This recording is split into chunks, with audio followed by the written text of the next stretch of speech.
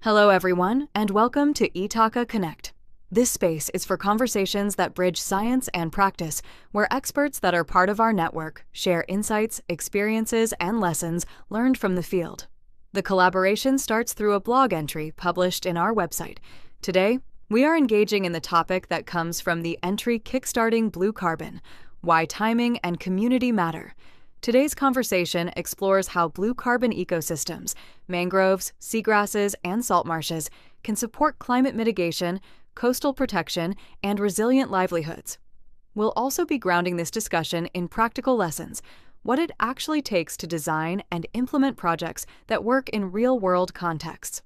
Today, we are joined by Charles Campbell, Sustainability and Climate Mitigation Expert, Alicia Bennett-Bryan, Monitoring, Evaluation, and Learning Expert.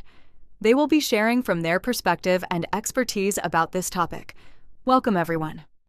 Case, from your perspective, what makes blue carbon ecosystems such a strategic climate solution for coastal countries today, particularly in the terms of mitigation and adaptation?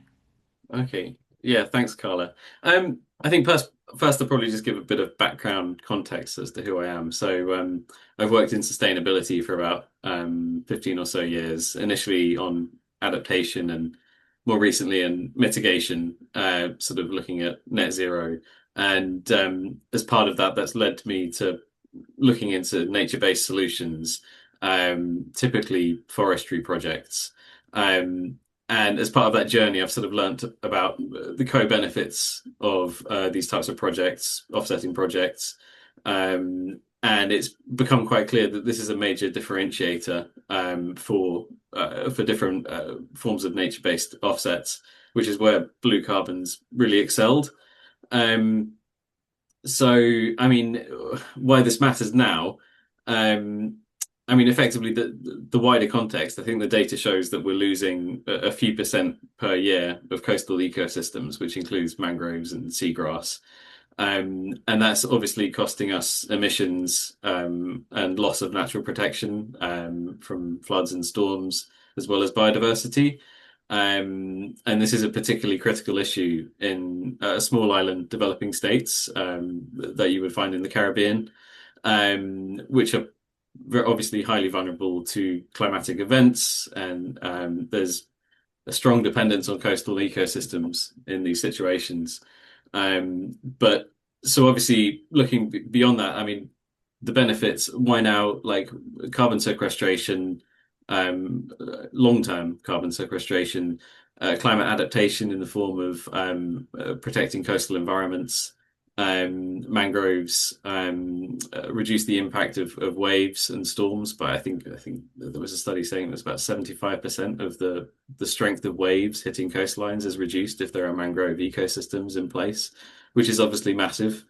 And of course, they're integral to livelihoods in local regions, fisheries, tourism, and obviously just protecting that infrastructure. So really, this is an alignment of climate mitigation, adaptation, and protecting local livelihoods and economies. To Alicia, I believe you have a monitoring and data perspective for this. What do we know about the scale of carbon stored in these ecosystems and the urgency of protecting them? Okay, thank you so much, Carla. So data from FRIES 2023 suggests that blue carbon, especially in carbon seeds, store an estimated 1,800 to 2,800 teragrams of carbon. And for seeds, that means that mangroves alone can offset 10% of whether it's agriculture, forestry, and other land use emissions. And with country like Jamaica, where I live in, demonstrating measurable sequestration contributions around 13%. What this tells us that is that it's measurable, from a data perspective, from my background in monitoring and evaluation, if we cannot measure it, we cannot manage it. And so what the data shows, as Charles was saying, is that there are research out there that shows the co-benefits of blue carbon, not just as in terms of a buffer against climate impacts, but also because we persons in the Caribbean depend on the coastal ecosystems for livelihoods, especially women and vulnerable groups across the with 80% of our businesses, especially in Jamaica, located on the coast. It means that carbon sequestration, if it's managed and it's scalable, will help us to conserve, especially with nature-based solutions, whether it is from mangroves, whether it is seagrass. It will help us somehow to buffer not only the climate impacts, but also to enable us to have, livelihoods that are sustainable. So that's my take on it. There's a couple of critical elements that probably you can tell us that have to be in place early to ensure that blue carbon projects are scientifically credible and measurable. What do you think would be? Okay, so I did mention that, especially for us in the Caribbean, states that approximately 80% of our businesses, our homes, commercial livelihoods depend within the coastal regions that are impacted by climate change events. And as I did mention, your lived reality matters. And so it's depending on your livelihoods, your mental state, and even just the fact that, the in the teens, the data is coming out approximately 15 to 20% of our GDP in Jamaica was impacted by Hurricane Melissa, and we're still feeling the impact, still doing the assessment in terms of housing, businesses, and seeing the data. So from a monitoring, evaluation, and learning perspective, what needs to happen? We talk about baseline data, strong baseline data. We need that to see, what is there in terms of sequestration. We need to look at strong monitoring, reporting, and verification system. The Caribbean Development Bank could have started a project in Jamaica, Haiti, St. Lucia, just to in collaboration with the Green Climate Fund, just to quick kickstart that process in terms of pulling not just mitigation financing into the region, but also climate adaptation financing. And so we need robust MVR systems that are interconnected. We need community co-creation because that's where the data is. Those systems in the community now will kind of ground truth, as our research has shown, what the external mapping and satellite imagery will tell us. And so from a M&E perspective, it triangulates what we're seeing from quantitative data. And also from the community, you don't want external forces coming in because their livelihoods depend on it. What we say in leaving no one behind, we want to ensure that when we are enforcing measures, marine protected areas, we want to ensure that what we're doing doesn't, crowd out the indigenous forces. So we want to ensure that we co-create together, not just on paper, but ensure that whatever we're doing for projects to be scalable, and ensuring that we have clear monitoring, evaluation, and learning frameworks, not just to collect the data, but to learn and to say, how do we adapt? So I'll just hand over to Charles, but those are some of the key things that will allow carbon sequestration projects to be successful in the long run, and good communication strategy, not just when the project has started, but even in planning. Thank you so much, Alicia. And You're welcome. Charles, what do you think would be those things that tend to separate a successful blue carbon project from those that struggle, in complement with what Alicia was saying? Well, I think we need to recognize that blue carbon projects are still in their nascent stage. I mean, it's still a form of project that's, it's in its relative nascent stages. We don't have mature standards or guidance or many case studies to work from, and many projects that do exist are still in their infancy. But we do know that starting blue carbon projects are difficult. And that's for a variety of reasons. You've got, firstly, coastal ecology is difficult. You've got to look at ocean currents, sedimentation, what ecosystems function in a particular area or don't, and what would the reason for that be. The financing is difficult. How would a project be financed? Would it come from climate finance all the way to private investors, organizations? So that would need to be looked at. And developing those partnerships does take time. Who's reaching out to who in terms of to form the partnerships and bring together the funding that's required for a long-term project. And obviously you've got to work with the communities, which requires sort of communication. There might be you'd have to engage the finances of the project with local communities, obviously, and figure out what that relationship is going to be. And yeah, and I think as I mentioned earlier, methodologies. Several methodologies are being developed, but there's a lack of tried and tested approaches to know which ones are actually going to come out as the superior frameworks that are going to make most sense. And some may make sense in other areas and not in, some may work in some areas but not other areas. I'm trying to say. And then, of course, the measurement attributes that Alicia was saying, what you don't measure, you can't manage. So what measurement and verification system are you going to use to actually evaluate whether the project's succeeding and what carbon is being stored and at what rate, and what the net benefit is. So obviously these are lots of hurdles to overcome. I mean, I think it takes time to figure out how to overcome these issues. I mean, blue carbon projects do exist and they are succeeding. And so I like to think there's lots of simultaneous experiments occurring where people are discovering what is working and what isn't. And I think what we'll see in the next few years is as projects sort of release their results and talk about, how their projects are doing, we can start to see what's working and what the challenges are. So I think just getting the data is going to be really key to see how these projects are actually converting to tangible successes and not just carbon, but biodiversity and supporting local communities.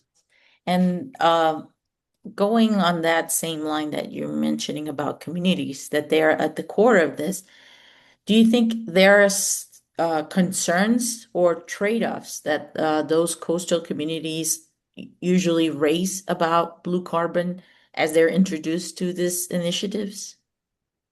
I mean, I can't speak with too much authority on this because I'm not overly experienced in this area.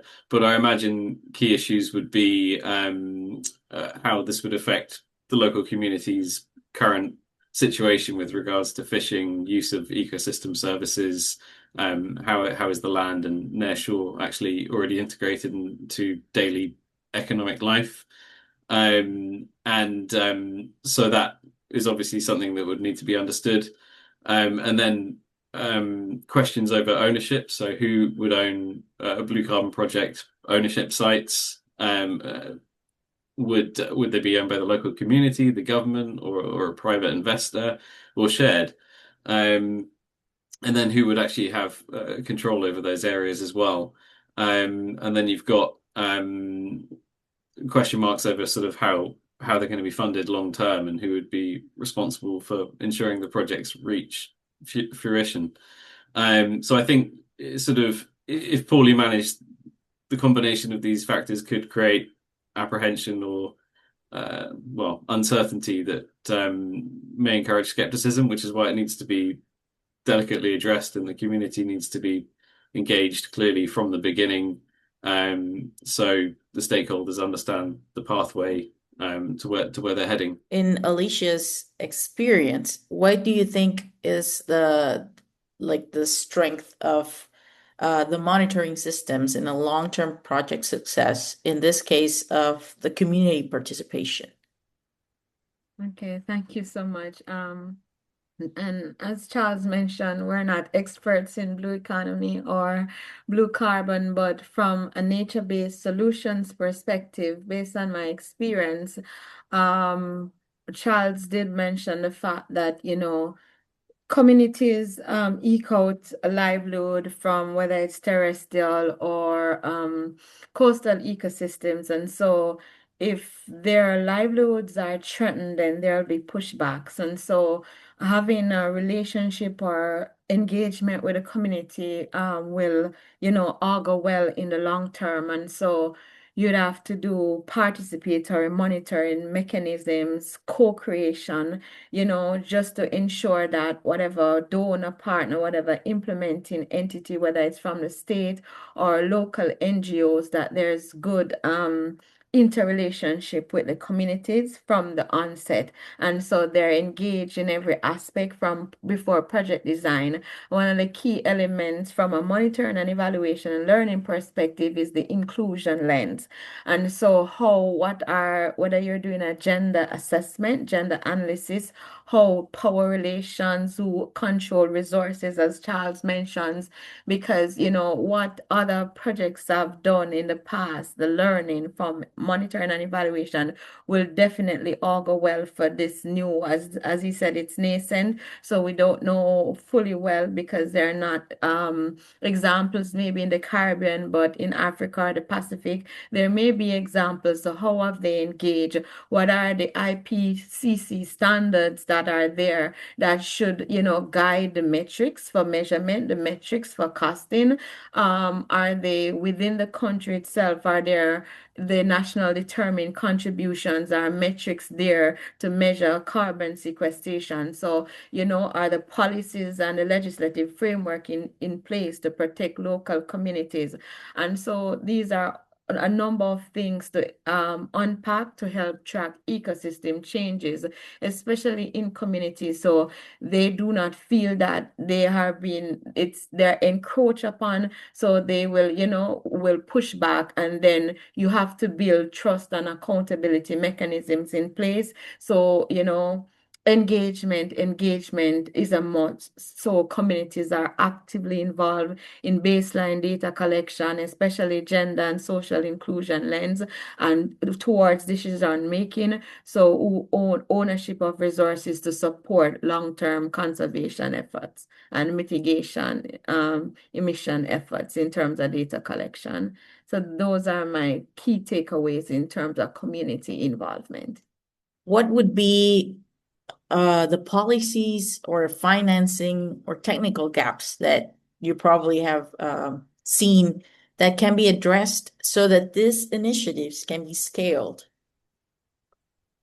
That's a really good question. I think policy gaps. Well, I guess you've got obviously we've got international policies like the Paris Agreement around reducing our emissions to limit global warming. But then I think domestic policies are far more relevant in this situation. So I guess it would be how would each respective nation state be supporting development of projects, long-term projects like this? Do they have what's their decarbonization plan if from the carbon lens this is? So how would they support project developers? And would there be any sort of domestic guidance or regulations? I think the likelihood is most frameworks will come from the established carbon offsetting organizations who develop their own frameworks and methodologies. So I think a lot of the steer on how to run projects will come from there. And I think there are a few frameworks that are being published or have been recently published or are going to be published that will help create that framework and fill a bit of that gap. In terms of financial barriers, I mean, this comes back into, are we looking at nationally funded projects in sort of protected areas, or are we talking about private sites that are bought up by companies or individuals, or are we looking at community-led, where, shared community land and coastal regions, where the community can lead the project. So I feel like there's going to be no project that's going to be alike, because each one might have a different initiator or purpose behind the project. Is it about protecting biodiversity and the carbon as the benefit? Is it driven by an organization that wants to offset carbon emissions and biodiversity is the benefit beyond that? Or is it the community trying to protect their fisheries and coastal aquaculture, and carbon and biodiversity are the benefits beyond that? So I think each one has its own different like flavor, so to speak. And then I think other gaps. I think we have to think about skills gap potentially, because obviously in developing a project, there needs to be an understanding of the ecosystems, plant species, like the ocean currents or the suitability of specific geographies, perhaps understanding of the history of the region. Did this site used to have mangroves that were then destroyed in a storm, or were they removed? And is it a suitable site to regrow mangroves in this particular location? And then you've got, I guess, the more technical gaps, looking at measurement and verification, perhaps using satellite data, just observing the biomass growing. So I think there's a lot of potential gaps, but certainly none that can't be filled from different spaces. And I think this is part of the whole blue carbon ecosystem. It's not really meant to be a pun, but I guess it is. Is that each project is going to be quite different from one another. You've got a different set of local circumstances, a different community to work with, a different government with their own setup with regards to protecting the environment and acting on carbon, and a different private sector in terms of how money comes in for investment, or whether there's grant funding from the government. So I think you do need highly localized skills and knowledge to deliver these projects, to understand that local environment. So yeah, I do think each project will be unique. And well, in this case, I would like to ask you both this question. Like, what do you think would be, or what could happen in the next 5 years for blue carbon specifically, and for it to move in a promising concept in a large scale implementation? So we could start with Charles. Yeah, I think I suppose it's a continuation of the previous question. I think we need clear standards and a policy framework to support consistent development of projects. So we need projects to move from sort of pilot phase to larger scale. There's obviously scattered projects across the world and in the Caribbean. And it would be, I think, to take blue carbon to that mainstream level, you'd need to move beyond one-off local projects to broader implementation. And I think also the development of a community first baseline. So engaging with the communities from the very beginning, from the offset, to understand what the principal benefits are for the communities. Because I think without local community engagement, you won't have success long term. And so I think those are the areas to prioritize, working with communities from the beginning and just having the frameworks in place to ensure projects are developed in a sustainable way. Great. Thank you, Charles. And Alicia, what would be your take on that? Okay, so just jumping off from what Charles mentioned, we see the data in terms of the baseline data saying that with less than 10% of seeds integrating blue carbon international GHG inventories, therefore there's need for more research, and so there is need for more learning, especially Charles mentioned different models, unique models. So in terms of what models are out there, whether it's in other regions, jurisdictions that we could, piggyback from, adapt and learn from, in terms of bankable pipelines of projects that have been successful. You did mention the legislation and the policy framework that would guide and support whatever is being done, so that there is no demarcation from what aligns with the local jurisdiction. We're talking about the investment ready project pipelines, looking at donor alignment with donor frameworks, whether it's the Green Climate Fund, the Global Environmental Facility, other carbon markets foundations like the Gold Standard Foundation, they have been out there. There are carbon markets, there are metrics, there are methodologies that Charles mentioned that have been in use. And so we need the research, we need the legislation, the policy framework.